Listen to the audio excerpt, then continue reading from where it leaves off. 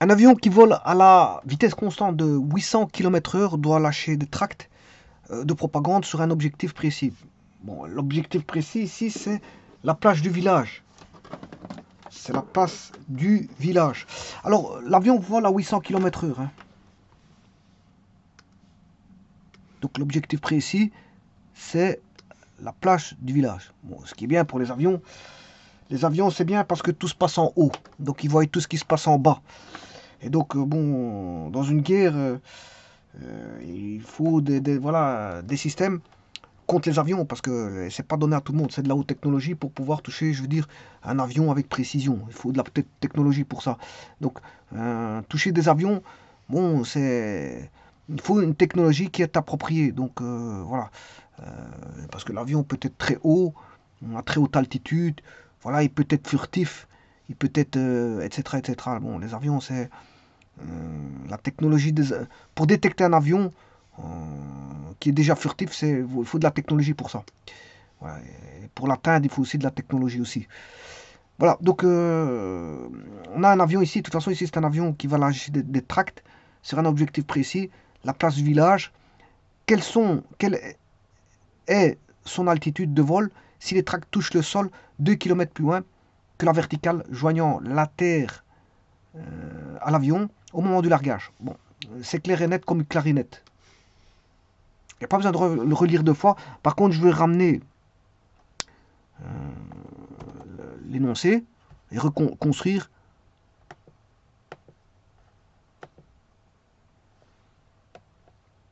voilà, le dessin à partir de ça. Donc, qu'est-ce qu'on sait on a un avion. Donc, la première chose, c'est de dessiner l'avion.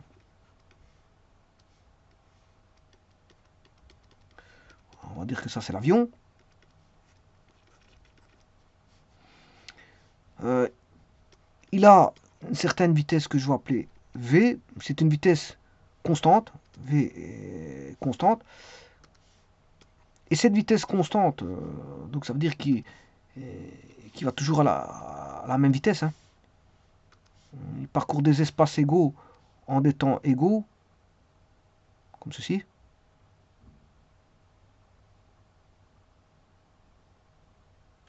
Voilà, des espaces égaux en des temps égaux.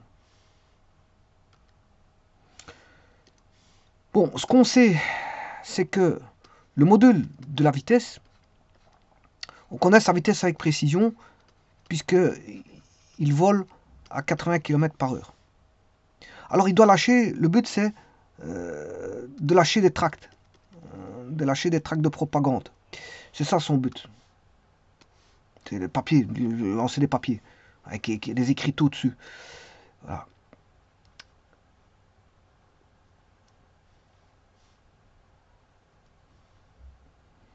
Alors, l'objectif précis, là où il doit lancer, c'est au niveau de la place du village. Donc, voilà, ici, on a tous des bâtiments, voilà,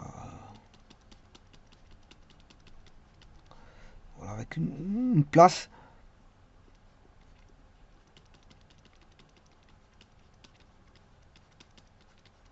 On a toutes des habitations, voilà.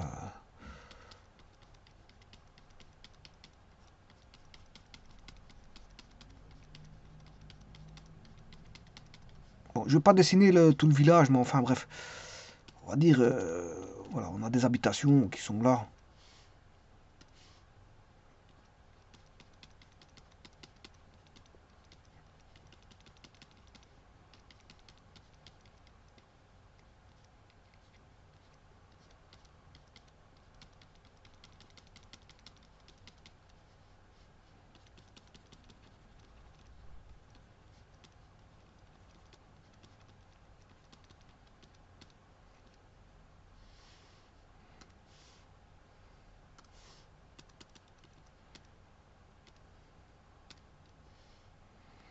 On a un village, et bon, on a une place. La place, supposons qu'elle est là. Bon, je vais réduire tout ça, bien sûr, parce que c'est tout petit.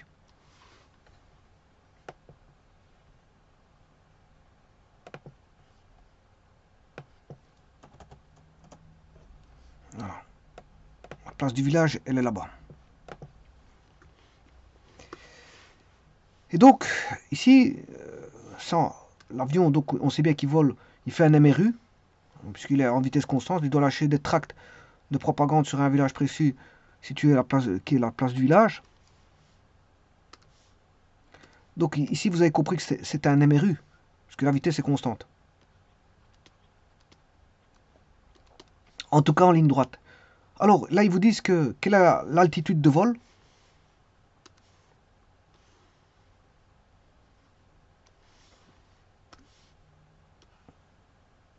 Voilà, l'altitude.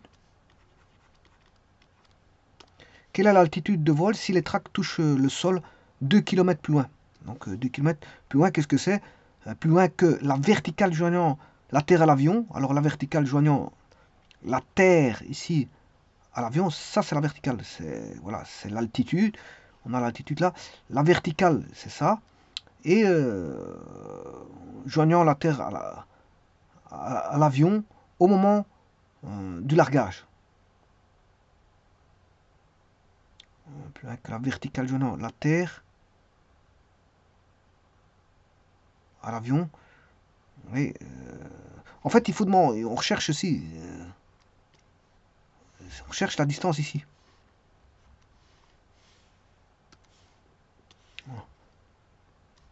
On cherche la distance en x. Non, parce que là, les tracts touchent le sol 2 km plus loin. Je m'excuse, ça on connaît. Les tracts touchent le sol 2 km plus loin.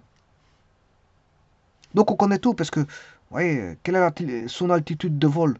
Ben, on cherche l'altitude ici.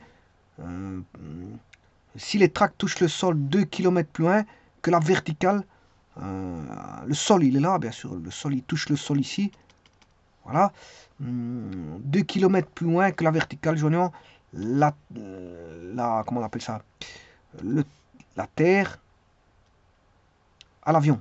Donc du sol à la distance terre-avion, il y a 2 km.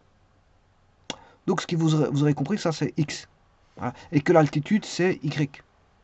Voilà. Et sur base de ça, on peut trouver, je veux dire, le problème. On peut trouver l'altitude.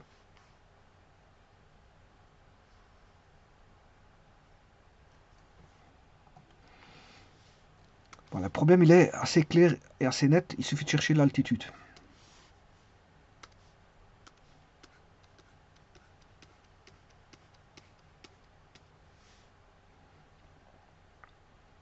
Alors, avant toute chose, donc je disais, le module de la vitesse, il vaut 800 km par heure. V, le module, il vaut 800 km par heure. La distance séparant bon, le sol à la... Voilà, comment est-ce qu'on appelle ça? Terre-avion, du sol, qui est ici, à la distance terre-avion fait 2 km. Donc x égale 2 km.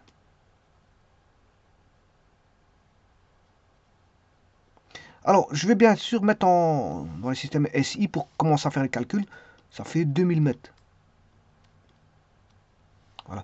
Alors, 800 km/h, vous divisez par 3,6 pour avoir en mètres par seconde. 800 divisé par 3,6, 222,22 mètres par seconde. 222,22, 3 petits points, mètres par seconde. Il y a toujours des deux qui se suivent. Alors ici, vous aurez compris que bon, on aura les tracts vont subir une loi en MRU suivant X, mais suivant Y, elle va subir un MRUA. Donc il faut positionner un axe XY. Donc il faudra mettre un axe X, Y avec une origine. Où Y c'est la loi du MRUA et en X c'est la loi du MRU. Bon, le tout c'est judicieusement positionner l'origine. Alors, le meilleur endroit pour positionner l'origine c'est ici, en haut. Là maintenant vous allez remettre l'axe X et l'axe Y. Et le G, bien sûr, il est positif parce qu'il suit voilà, il suit la direction de l'axe Y. Alors pourquoi c'est le plus judicieux? Parce que, regardez bien, les lois du MRU, suivant X égale V0X fois T, et en Y égale, attention que j'ai oublié le X0, et le X0 il vaudra 0 justement, puisque j'ai pris l'origine en 0. Alors ici je prends le 0, 0, X0 vaudra 0, Y0 vaudra 0. C'est pour ça que je vous dis qu'il faut judicieusement choisir son O pour faire tomber des termes de l'équation. Donc on a deux équations où des termes vont tomber. V0, Y, T. Alors le G il est positif parce qu'il va dans le même sens que l'axe Y, GT carré sur 2. Et comme je viens de vous dire maintenant, ben, je peux bannir voilà, X0, Y0 parce qu'il va le 0. Parce que j'ai judicieusement choisi mon origine pour faire tomber le X0, Y0. Et bien sûr là on a un MRUA. Voilà, et donc là on n'a plus que des équations. Une en MRU qui est V0XT où on connaît bien sûr le V0X. Qu'est-ce qu'on recherche? On cherche l'X, c'est-à-dire que les tracts, je vais mettre une panoplie de tracts, voilà, ils vont tomber comme ceci, voilà, ils vont faire, si vous voulez, voilà, tout un ensemble de tracts comme ça, pour les avoir bien au centre du village comme ceci, ce qui veut dire qu'on va faire voilà, un mouvement parabolique. C'est un mouvement parabolique pour les faire tomber. Voilà, j'ai mal fait la parabole, mais voilà, on va dire que c'est une parabole voilà, comme ceci, pour le faire tomber au centre du village. Alors bien sûr, le centre du village, ça c'est le village, voilà, et le centre du village, il est là, dans le centre du village. Il faut faire tomber là-bas, donc c'est-à-dire qu'il se trouve à 2 km. On a exactement le X est connu, il vaut 2000 mètres. Voilà, donc le X, il est connu, il est à 2000 mètres par rapport à l'origine. Donc le X ici vaut 2000. Donc vous voyez que l'équation, la vitesse initiale on la connaît aussi parce qu'elle vaut 222,22 mètres par seconde. Donc ce qui veut dire que T c'est le temps où les tracts tomberont au village. Donc tracts tombés au village. C'est le temps que les tracts tomberont au village. Et alors le Y0, ben, ici on a une chute libre. En Y, on a Y, et justement, l'Y c'est l'altitude qu'on recherche. C'est le H, c'est la hauteur H ou le Y, hein, si vous voulez, c'est l'altitude. Alors le V0, ben, il vaut 0 parce qu'on a une chute libre. Et il reste bien sûr, G, je prends une fois 9,81, une fois je vais calculer avec 10. Une fois avec 9,81, une fois avec une approximation de 10. Alors le temps, c'est TT, le temps bon, qui va tomber au village. Je ne sais pas pourquoi j'ai appelé ça TTB. C'est le temps que les tracts tomberont au village. Le temps que les tracts tomberont au village. TTV. Là, c'est le temps, c'est le même temps. C'est le temps que les tracts tomberont au village. C'est-à-dire que c'est le temps qui va s'écouler de là. Le temps va s'écouler de là à là, parcimonieusement, comme on dit.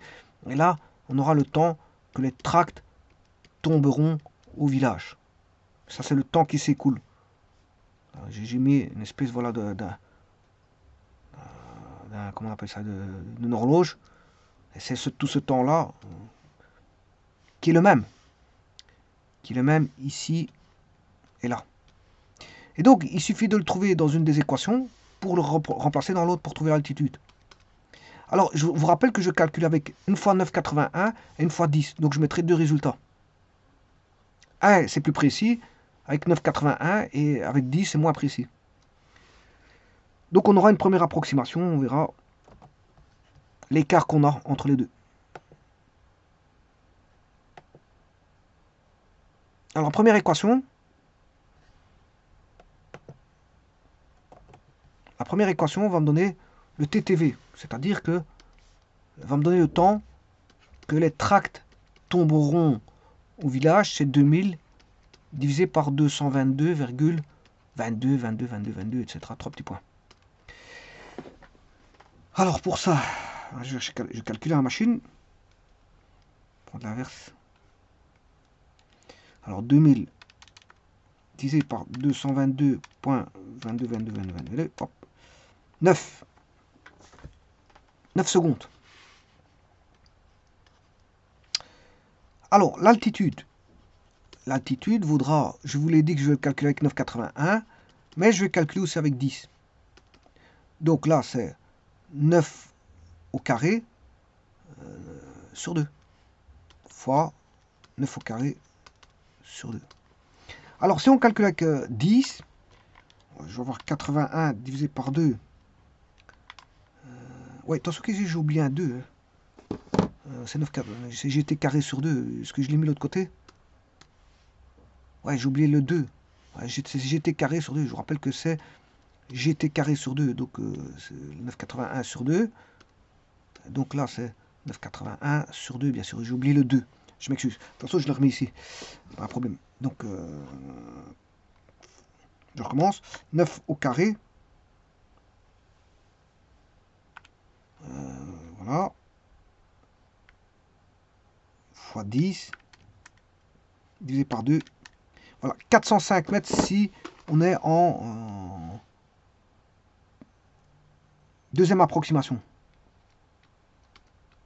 Deuxième approximation. Je vais mettre altitude. Approximé. Avec un G qui vaut 10. Maintenant, si on a 9,81, parce que 9,81 c'est aussi une approximation, parce que c'est pas exactement ça.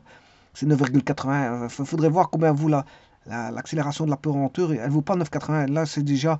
Elle est mise à 2 décimales, donc c'est déjà une approximation aussi. Je ne vais pas le calculer avec précision. Il faudrait que j'aille chercher le vrai G avec toutes ces décimales qui vont derrière. Voilà.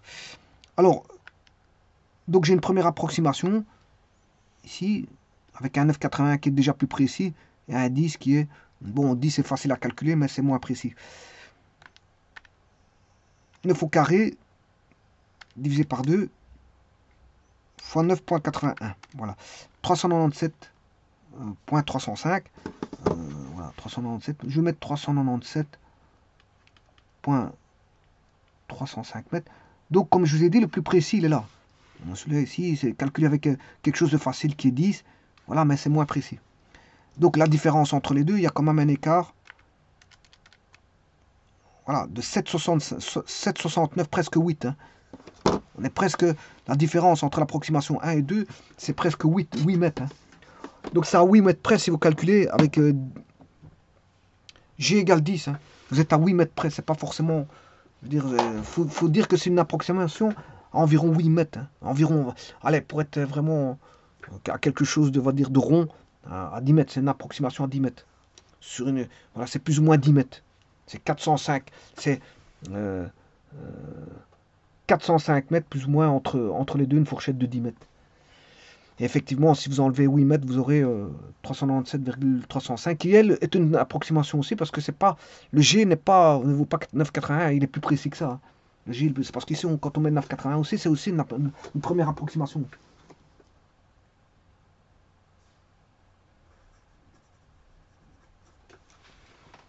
Je vous remercie.